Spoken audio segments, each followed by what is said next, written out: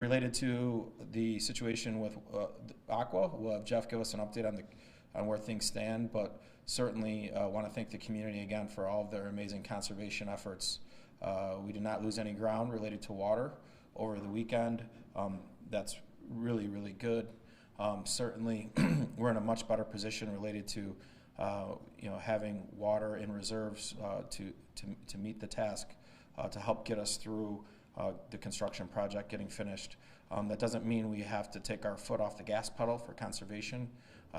So we ask for patience with the public to continue to help us out. And we've had so many people reaching out to us and telling us, about what they're doing and how just small changes, and they didn't realize how conservation can be a good thing, and how they're much more cognizant of it. And then there's a lot of great stories over the weekend. I know the Manoa Fire Department had a fire. There was water for the Manoa Fire Department to use, but they found a local creek and brought in water that way to help service the fire. And so that was a really an unfortunate story because there was a fire. But when you think about the conservation elements, showing you what other entities are doing to help do their part and all that. Saying that, I'll bring up Jeff to go over where we stand with the project and any other points that I missed. Jeff? Thanks. Yep. As the county executive mentioned, we are in good shape as far as being able to stabilize our system. We are continuing to be able to fill our eastern reservoir tanks at the same rate as usage in the system right now. So that's the good news. All other storage tanks on the eastern part of our system remain at appropriate levels. We completed a bypass interconnection on Saturday, which helped flow and pressure to some areas that were particularly seeing low pressure. So that was positive. And perhaps most important, water quality remains to be very, very high. We've taken additional water quality tests, and all of those have come back well within range. So water quality remains very, very good. I think the county executive hit water conservation very well. I would just say without the level of conservation that we are seeing, we would be losing ground in our eastern reservoir. So that conservation is absolutely critical to being able to stabilize the system. So again, thank everybody, as the county executive said. Finally, as a repair update, you can see right here to my right some of the work that is ongoing at the site right now. The pile driver has arrived. It is driving the sheets of 24-foot long piles into the ground to protect the work area. We also, you can see at the bottom picture, we have brought in 26,000 square feet of heavy-duty wood concrete mat for the work area there. You can see here the high tension wires that are above the work site. National Grid has been very, very accommodating with us. They are actually going to be de-energizing those lines as the work requires. They're going to move the lines out of the way so the pile driver can get in there under those lines. So everything is working as anticipated. We are going to be working 24/7 at that site. There may be lulls from time to time, but we want to get this thing done. It will be 24/7 operations at the site. We will know better by the end of this week what the timeline will be for completing the repair. The length of time it takes to dewater the site is going to be the wild card. With all the rain that we had, the water table is actually increased. So that means more water that's going to have to be pumped out. So that is the key factor, that we will get a better sense by the end of the week where we stand with that. So that's my update. Thanks. Questions? Well, mainly not timeline clarity, but just let folks know by the end of this week. So by the end of this week, are you saying it could still be up to like 2 weeks after the end of this week? Is that longer? People are wondering that, or is it still kind of that range? Do you think? I think just so everyone, and I'll let Jeff answer the rest of that, but we're going to lose a little ground if this weather is what it is over the next day or two. That there's no way with winds operating 40, 50 miles per hour, and where this is, that likely could happen, that some of this infrastructure can stay the way it is, right? So I think weather isn't cooperating. Jeff talked about the rain, and that's, larger ground level water that needs to be pumped out, but also with what's about to happen, that we could lose a little bit of time too. But Jeff, right. I really don't want to speculate on the timing, but I would say 2 weeks from this Friday. We hope it doesn't take that long. Let's put it that way. We are very hopeful. Again, if we can get that water out of there, get those crews in safely, this project will move relatively quickly thereafter. Yep. Do these types of trends, snow and melt, cause problems in the system generally, and especially for some of the temporary fixes that you have set up now? One of the good things about the temporary structures that we have, the temporary pumps, is they are diesel. So power outage is not going to impact that if there is a power outage. They are designed to be outdoors. One of them is outdoors, one of them is indoors. So the one that's outdoors is fully designed to operate in those conditions. As the county executive said, it's really going to be, we're going to have to drop the pile driver if the winds get up to the levels that they're talking about, and that's just going to delay things. So that's the priority. And what about the snow melt after the storm? That will only make more water? There will be more water in the area that could delay the dewatering process, yes. Yeah, and that's not new for our wastewater infrastructure, right? What happens with old infrastructure is you get clean water that gets into the older pipes, and that means we're treating clean water, not wastewater, essentially. So I think with infrastructure at all, these are going to be a couple challenging days for not just OCWA, but for our own WEP team as well. Where does this water go that you're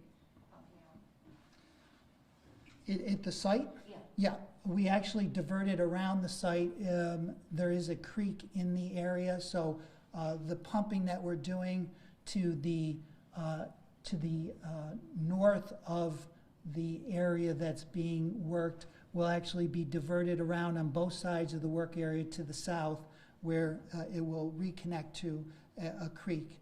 So we have piping. We've cleaned out the culverts there to make sure that there's going to be no backstop of the water, and we monitor that. We are putting in appropriate drainage control to make sure that none of the areas are impacted. Did you have to get a permit for something like that? We have been in discussions with the DEC. They're very familiar with what we're doing there, yes. I have another question about, just again, emphasizing conservation, still keeping going with that. We had a viewer call this morning about, there's a locally owned car wash in the Bridge Street area, and close to the quick fill, close to a doctor's office. You've got the you got your Sonic, you got things like that. They're shut down. The kind of bigger corporations, but smaller, locally owned, they're making a lot of money for people who still want to get their stuff done. So is that emphasis still water conservation to keep those efforts going?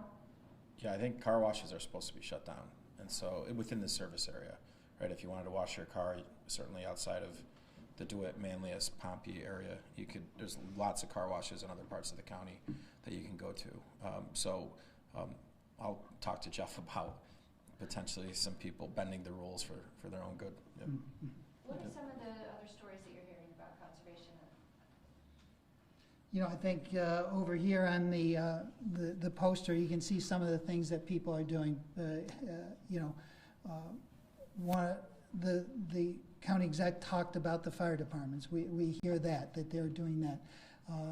People are going to their business. A lot of people are going outside the impacted area to do their laundry. That is probably one of the biggest things we have heard, and quite frankly, pretty impactful. As we all know, doing a load of laundry, the number of times that you do it, that can build up. So I would say that's the big one that we've heard. What about any more commercial businesses? Any of your big users, are they doing anything specific?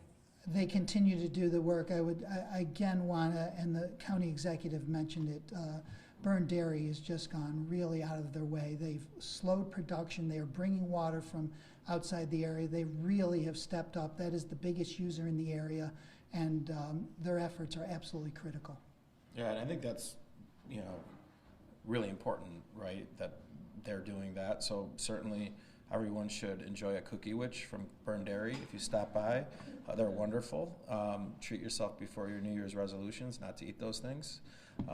But that's certainly, these, Burn could have called us and been like, give us water, right? Like, we don't care what you do, give us water. Instead, they're going out of their way at their cost to help preserve water, essentially for residential neighborhoods. What makes today different at the site? What's happening today specifically? I know you spoke about some of the arrivals that have happened, but as it compared to this weekend and the week before, what is going on there now that's different? If you actually go there, you're going to see a lot of work. You're going to see the pile driving. They were full bore. I don't know if they've stopped yet with the winds, but full bore. We have put in all of the matting, so around the entire site that is going to be dug up, so we can move around the area. By this evening, the 2 drills that are coming in from out of state are going to be in place to dig those 10 groundwater dewatering wells. So just a lot of work. If you go there, and we don't encourage people to go there, it is not a safe work site. Please do not go on the work site. You will get injured. But it's very close to the road. If people drive by there, they can see the work that's going on, and it's significant. I'll link up to what Rachel said just to make it simple for people to understand.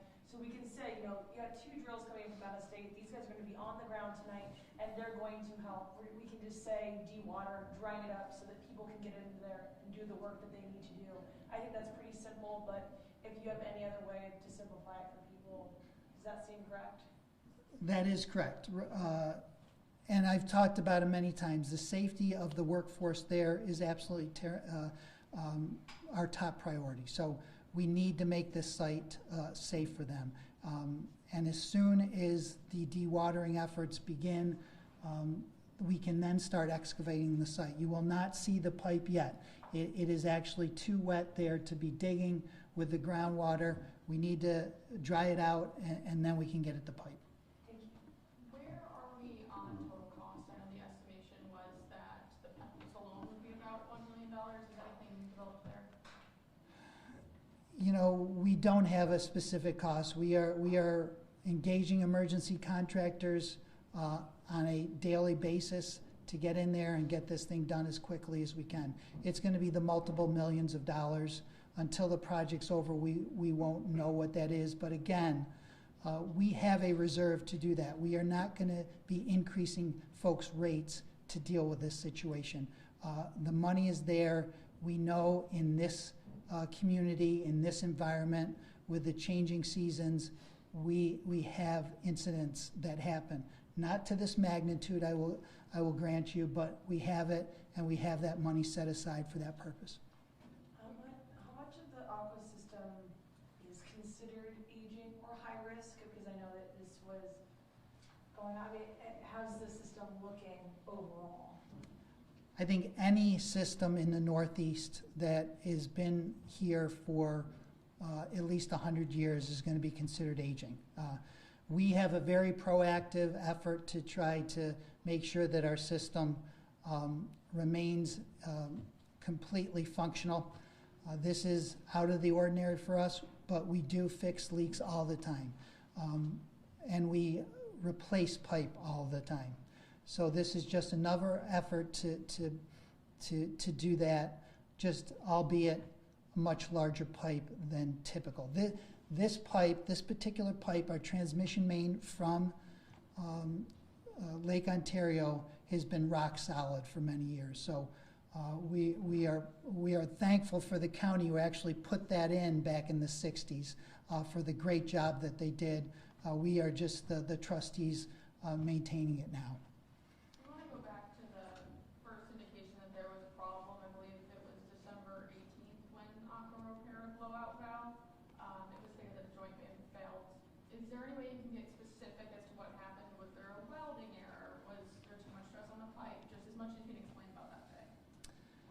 We're actually, that blow-off valve occurred in August, okay? And then it was 3 months later in November when we had the first break here. Every indication is that it was an anomaly. It was something that we couldn't have anticipated. Even though we were concerned at the time when we did that August break that there could be impacts to the rest of the pipe, once we completed that repair, we did not see any indication that there was other impacts to the pipe itself other than the valve. We were concerned about it again, but we, in hindsight and after we went through it, those concerns were unfounded. So it was really something that came up in November, some water that we were not anticipating. Once we dug up the site, it was just a very unstable situation. Again, something we'd never seen in that area before, unstable soils, high groundwater, and that's what made it so challenging to fix that particular repair, make that particular repair, and then the two subsequent repairs even got worse. So when the site that you dug up and saw the groundwater problem, how long do you think that had been leaking? There's no way to tell. No way to tell. Like, even, could you say like years or months or? No way to tell. You know, things happen. It could have happened the day before. It could have happened a year ago. I would doubt a year ago because somebody would have told us, right? Somebody would have observed that and told us. So, but there's no way to tell. Leaks happen all the time in our system. You just don't know when they occur. We address them when they come our way. And what would someone have seen? Like above ground you would have seen? In this particular case, as I mentioned before, the owner came in, the tenant was no longer there, the owner got access to the property and saw a bubbling up from the ground. And that was in November? That was November. Okay. Yeah. And were there any indications, like downstream of all of that, at the reservoir level, that you No. would have noticed? No. Like the water was coming out somewhere into the ground, but it doesn't register at the... Not at that side. Remember, this is a 42-inch pipe with multi-millions of gallons going through it on an hourly basis. There's no way of that size leak that our system would detect it. It was, yeah. But when you say that size leak, like, can you put any perspective on that? Like how small that would have been? I don't have the number of gallons that we projected the leak at the time. I could get it to you, but I don't know what my operations staff said was the size of the leak. I just know it wasn't catastrophic in any way, shape, or form, like the last leak that caused the line to go down. I have a question for Ryan, really quick before we wrap up, just about the weather that you were Yeah. talking about. So are the plows, I know that they may not be able to be on the road, you said, if the weather conditions are really bad. The plows will be on the road unless there's no visibility. Okay. Okay, so in the event there's zero visibility, the last thing we want are plows driving off the road, because then there's no plows to plow the roads. But even if you have 2 to 3 inches an hour or 4 inches an hour, they'll still be on the road. They just won't be as impactful, right? It won't be safe for you to be driving.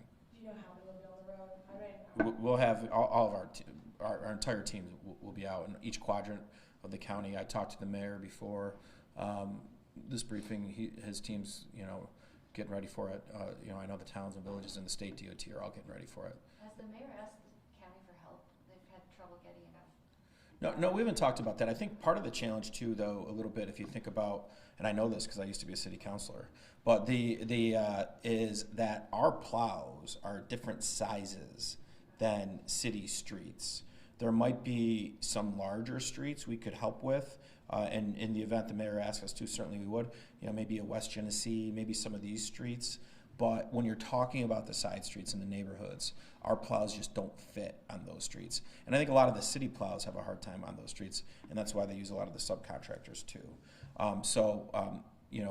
The idea that county plows can come and help clear up side streets in the hill or anything like that, our plows are too big for those streets. Yeah. All right, everybody, thank you. Thank you. Download the WSYR Plus app on your TV to stream News Channel 9 for free. Just go to your smart TV, search WSYR Plus in the App Store, and download to start streaming today.